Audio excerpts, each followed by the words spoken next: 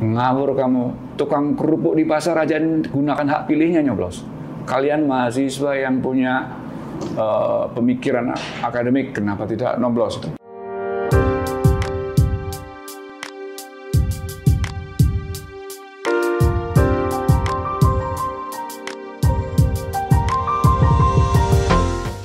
Ya, kembali bersama saya Sebastian dalam program Face to Face.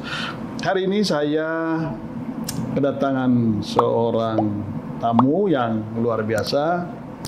Beliau adalah Pak Agung Widiantoro. Apa kabar, Mas? Baik, alhamdulillah sehat. Sehat. Tamu Agung. Tamu Agung ya. Namanya Agung. Ya, betul Tamu Agung. Ya. Nah, ini setelah sekian lama ya karena Covid kita nggak jumpa, jadi hari ini kita bisa ngobrol-ngobrol santai, kita bisa membagi pengalaman. Mudah-mudahan obrolan kita ini bisa menjadi inspirasi bagi generasi muda, bagi siapapun ya yang bisa menyaksikan obrolan kita hari ini. Gitu, Mas. Mumpung kita bisa berjumpa hari ini, saya baca Mas Agung ini punya segudang pengalaman, ya, lalu kemudian sederet posisi-posisi penting yang pernah diduduki atau diemban gitu, mulai dari bupati, pernah jadi bupati, lalu kemudian menjadi anggota DPRD, menjadi direktur perusahaan swasta, nah sekarang menjadi anggota DPR. Itu kan capaian yang luar biasa.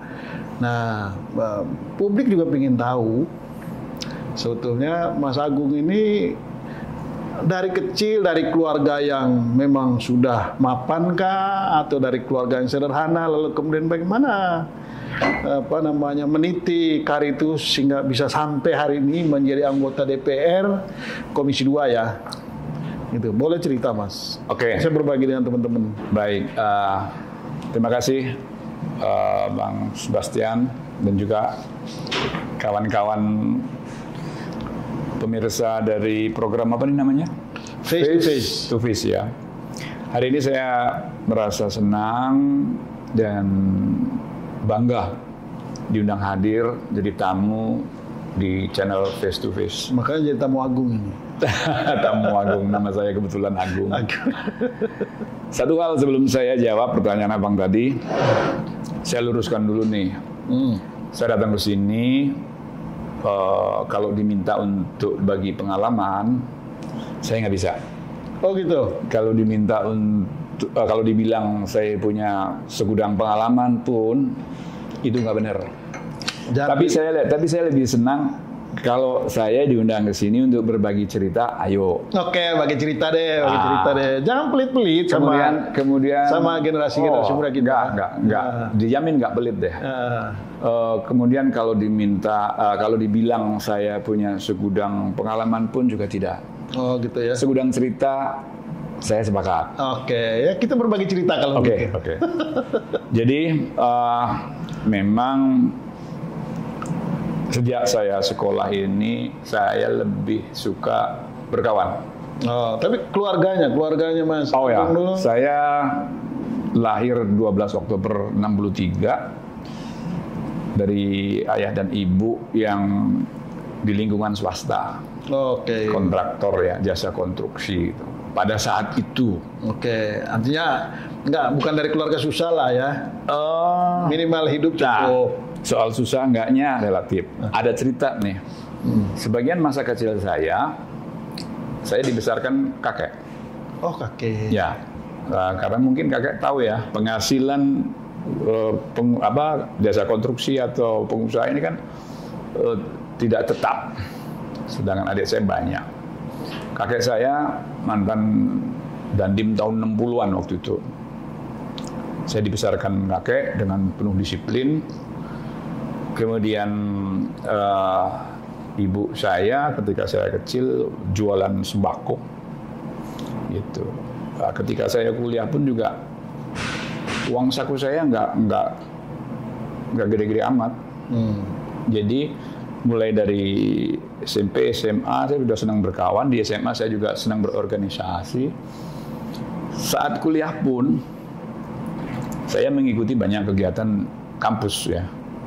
Ada senat, ada kegiatan teater kampus yang saat itu jujur saja aktivitas dengan banyak kawan ini bukan sebagai pelampiasan atau apa, tapi banyak kawan banyak rezeki. Menurut saya begitu. Iya. Saya kira itu betul. Karena uang saku saya nggak cukup buat sebulan. Oh gitu. Tapi ini pernah nggak makan? Nggak kan?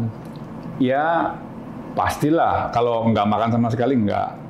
Tapi sehari 3 kali itu tidak pasti ya? Tidak pasti. Ya. Kadang sehari sekali gitu.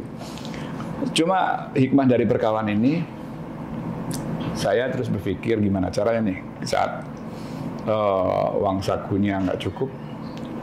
Alhamdulillah saya ketemu di kampus juga sama-sama aktivis. Kebetulan itu anaknya bakul rames kalau orang Jawa bilang.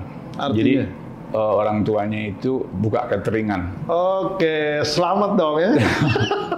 Nah, terus ketika itu saya berkawan baik. Uniknya kan kalau ada borongan cateringan itu saya bantu-bantu bawa piring, bawa gelas itu. Pulangnya saya dibawain makanan pakai rantang. Tentu kalau cateringan tentu makanan yang bergizi kan. Disitulah saya mendapatkan support yang akhirnya sekarang ini menjadi pendamping saya. Oke. Kemudian saya ngambil kuliah di Fakultas Hukum Universitas Sudirman, Purwokerto. Aktif di kegiatan kampus. Selesai kuliah, saya praktek pengacara. Istri saya waktu itu udah lulus lebih dulu, jurusannya mikrobiologi. Jadi dosen di sana. Setelah nikah, saya tetap geluti profesi pengacara itu. Tapi ya maaf, pengacara kampung. Tidak kayak pengacara di ibu kota, ya kan? Kadang dapat, kadang enggak. Kadang dapat, kadang. Disitulah karir saya bermula. Ketika praktek pengacara, berapapun yang saya dapatkan dari penghasilan itu, saya tidak pernah pasang tarif dan sebagainya. Kalau toh ada rasa terima kasih dan sebagainya, saya terima dengan baik dan syukuri. Kalau itu tidak, orang-orang tidak mampu pun juga saya bantu. Malah di kampung waktu itu sempat dikenal apa sih, pengacara kondang kalau nggak salah ya, di tingkat kampung. Kenapa dibilang kondang? Kadang sehari itu saya ini nangani perkara sampai 6 kali lebih. Jadi berurutan keluar masuk ruang sidang. Nah, ketika itu saya ketemu sama pengusaha tambak nih. Tambak? Ya, tambak udang. Waktu itu di Brebes udang jadi primadona. Kebetulan bawang. Ya, udang windu ya. Udang windu jadi primadona. Kebetulan dia tokoh koperasi juga. Pada saat kalau nggak salah transisi deh antara Orde Baru dan Reformasi itu, namanya Tajuddin Nur Ali. Dia nyalon jadi bupati dalam pilkada. Jadi pilkada pertama kali yang dari sipil yang dipilih oleh DPRD. Pertama ya, DPRD. Dulu kan militer tuh. Nah, ini yang pertama kali Tajuddin Nur Ali. Saya jadi tim sukses dan penasihat hukum keluarganya. Ini pun juga salah satu pintu masuk saya. Kenapa waktu itu kok saya dari lawyer terjun ke politik? Jadi itu jalan ceritanya ya. Waktu itu Tajuddin Nur Ali ini adiknya pengusaha tambak, karena terlibat persoalan sehingga diculik. Diculik sama oknum lah ya, oknum militer gitu. Tahu bahwa saya ini cukup dikenal di daerah. Almarhum Tajuddin ini kemudian ngomong ke saya tolong dibantu adik saya diculik gitu. Saya datengin, saya bela, Singkat kata bisa dibebaskan. Oh, tapi tahu tempatnya diculik dibawa kemana? Tahu. Saya datengin di kantor institusi lah. Ya, ada di sebuah institusi, saya datengin, terus kemudian kita negosiasi. Kalau tidak dilepas hari ini, saya akan ramaikan. Saya naik ke Jakarta, saya lapor yang lebih atas. Nanti dulu Pak, ini bukan penculikan dan sebagainya loh. Penculikan gimana? Sekecil apapun merampas kemerdekaan, kebebasan seseorang, ini sudah termasuk merampas kemerdekaan dan itu penculikan. Keluarkan sekarang. Ya tapi selesaikan masalah dulu Pak. Nah kalau persoalannya hutang piutang secara keperdataan, ayolah kita rembuk gitu loh. Tidak dengan cara seperti ini. Singkat kata bebas. Sejak itu almarhum Tajudin yang jadi bupati, kemudian ngomong ke saya, udah kamu jadi penasihat hukum keluarga saya, gitu. Waktu itu tambak udang lagi naik turun. Nah kemudian almarhum Tajudin ketika itu bupati Brebes sipil yang pertama, kemudian dia ngomong, kamu sudah jadi pengacara saya, kira-kira apa ke depan yang saya bisa bantu buat kamu gitu kan? Ya apa saja lah Pak, yang penting saya bisa bekerja dengan nyaman. Saya digandeng ke kantor Partai Golkar di Kabupaten Brebes. Oh, dengan otoritas kewenangan sebagai bupati ngomong, wah. Pak, Karpet merah dong. Ya, karpetnya warna kuning dong.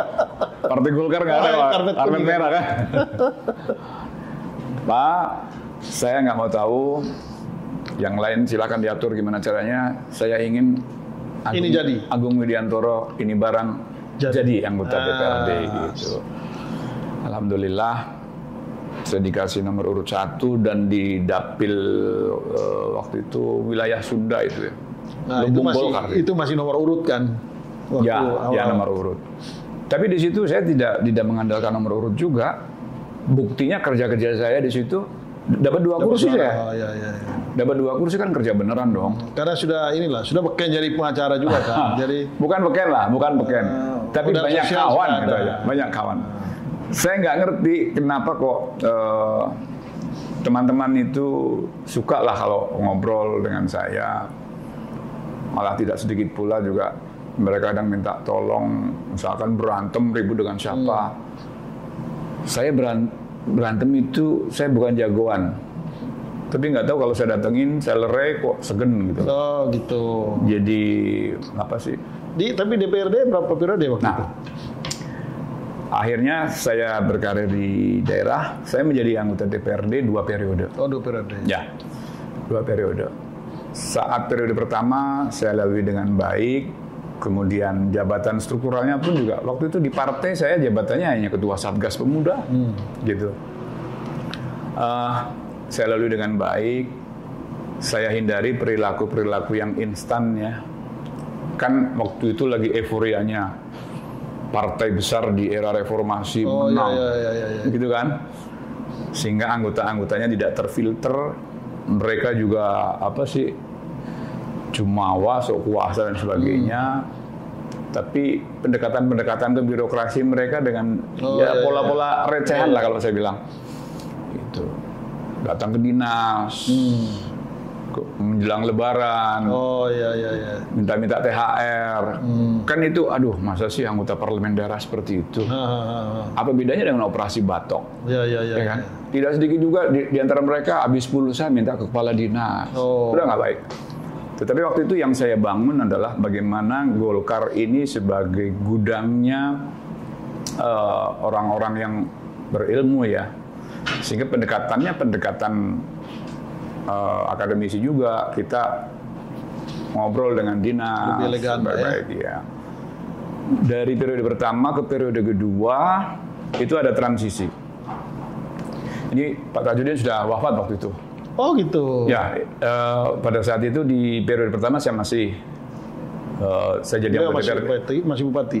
Dia masih bupati, saya DPRD di periode pertama. Ya. Tapi saat era beliau belum 5 tahun beliau wafat. Oke. 2 tahun kalau nggak salah wafat. Memang almarhum ini orang gila kerja. Dia dalam hitungan waktu singkat, kota Brebes itu berubah, Kembang, ya? terang benderang, penerangan jalan umum, nggak bisa dibedakan siang sama malam gitu ya. Malam udah pasang PJU semua, kan karena dari pajak daerah yang dipungut dari rakyat. Kemudian saya ketika di periode kedua, ini kan bupati wafat, digantikan oleh salah seorang pengusaha juga dari partai besar. Oh, Ya, wakilnya naik. belum. Ini sudah, ini wafat. Waktu itu kalau tidak salah ada pemilihan ulang ya, belum punya wakil itu. Oh gitu. Belum punya wakil, masih dipilih di DPRD. Kan yang ada wakilnya pemilihan langsung, ya kan? Oh iya. Ya kan? Dipilih kembali oleh DPRD, ya betul. Ya, dipilih kembali oleh DPRD. Terus kemudian yang periode kedua ini, ketika saya menjadi anggota DPRD kedua ini, bupati yang menang pilihan langsung, dia masuk periode kedua. Masuk periode kedua, saya iseng-iseng, saya bikin survei kecil-kecilan. Dari hasil survei itu, saya kaget. Wah, kok nama saya disebut? Gitu loh. Setelah saya pelajari dari survei itu, ada rekomendasi bupati petahana yang periode kedua ini jadi ada peluang untuk bisa mengalahkan petahana. Saya direkomendasi. Oh gitu. Saya mendapatkan nomor urut di bawah petahana persis. Oke. Gitu. Tetapi kebetulan saya sama-sama kenal dengan bupati petahana itu. Kebetulan orang tuanya bupati petahana ini sama-sama pengusaha minyak tanah, sama dengan kakek saya. Oke. Gitu. Dan singkat cerita, berpasangan? Berpasangan. Oh, jadi si petahana maju periode kedua, Pak Agung jadi wakil. Wakilnya. Oke, lalu kemudian menjadi, saya lihat ya, dalam itunya ada waktu di mana Pak Agung menggantikan bupati. Ya. Itu gimana ceritanya?